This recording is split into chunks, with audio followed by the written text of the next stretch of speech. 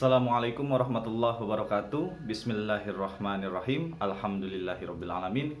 Segala puji bagi Allah Tuhan semesta alam yang memberikan kita semua masih kesehatan, keimanan, dan keislaman. Salawat beserta salam semoga terlimpah curah kepada Nabi kita Nabi Muhammad SAW, kepada keluarganya, sahabatnya, tabi'in, dan semoga sampai kepada kita semua yang insya Allah selalu melaksanakan sunnahnya hingga akhir zaman. Amin ya Allah ya Rabbal Alamin. Baik, materi kelas 10 KWU kita lanjutkan kembali. Di video sebelumnya Bapak menerangkan tentang subbagian A, yaitu tentang karakteristik wirausaha. Yang salah satu di dalam materi tersebut ada 6 sifat karakter wirausaha yang harus kita miliki.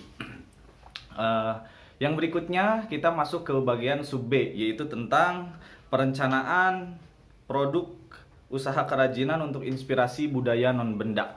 Ya, perlu kita ketahui di Indonesia ini memiliki lebih dari 300 kelompok etnik dan suku bangsa. Ya, di Indonesia juga tepatnya 1340 kelompok etnik yang lebih bermacam-macam. Dari 1340 tersebut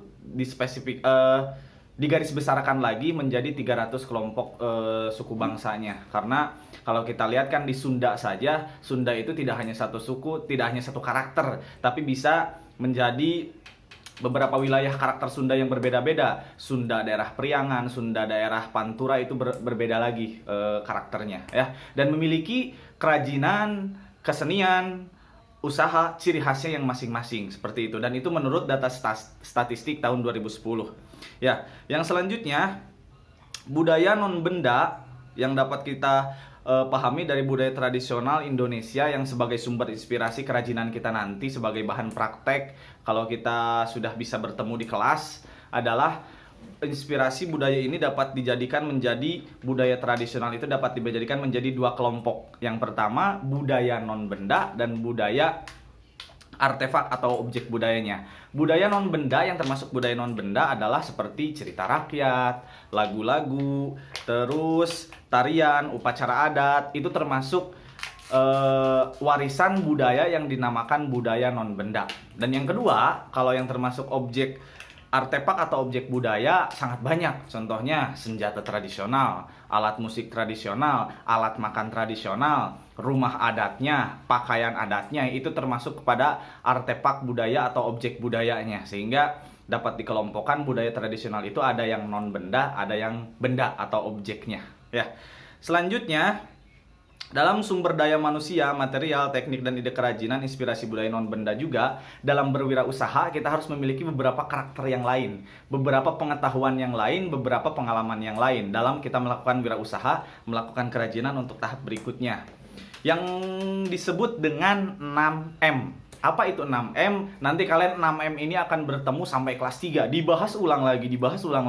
Sampai kelas 2 ada, kelas 3 ada. Apa itu 6M? 6M yang pertama adalah manusia, kita sendiri sebagai pelaku wirausahanya, sebagai pelaku kerajinannya, sebagai inspirasi dalam melakukan wirausaha itu sendiri. Yang kedua adalah money atau uang, modal dalam melakukan wirausaha. Setidaknya kita sedikit memiliki modal, tapi ingat, modal itu tidak selalu dalam bentuk uang. Yang ketiga adalah material. Material adalah bahan-bahan yang akan kita gunakan sebagai bentuk wirausaha kita dalam bentuk baik secara alami atau secara buatan. Materialnya yang ada di sekitar lingkungan kita dalam melakukan wirausaha. Yang keempat adalah metode atau metode. Ya, metodenya dalam membuat wirausaha kita apakah secara tradisional atau secara modern. Yang berikutnya, yang kelima adalah mesin, alatnya. Alat yang kita gunakan apakah tersedia, apakah lengkap atau tidaknya, standar atau tidaknya, sehingga dalam melakukan wirausaha kita dapat menggunakan alat dengan baik dan benar. Dan yang terakhir, M yang keenam adalah market atau pasarnya. Setelah kita manusianya, uangnya ada sebagai modal, money-nya, materialnya ada yang akan digunakannya, metodenya kita laksanakan, alatnya kita gunakan. Setelah terbentuk produknya, maka kita harus menargetkan pasar, marketnya, di mana kita akan menjual produk yang sudah kita buat tersebut. Ya, itu tentang yang dimaksud dengan 6M.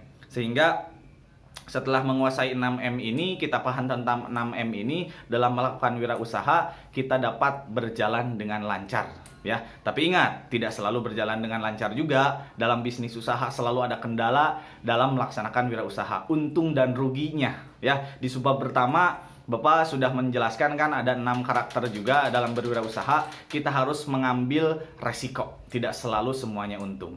Terima kasih, hari ini dari Bapak cukup sekian. Seperti biasa, silahkan catat materi yang dianggap pentingnya. Mohon maaf masih banyak kekurangan. Wassalamualaikum warahmatullahi wabarakatuh.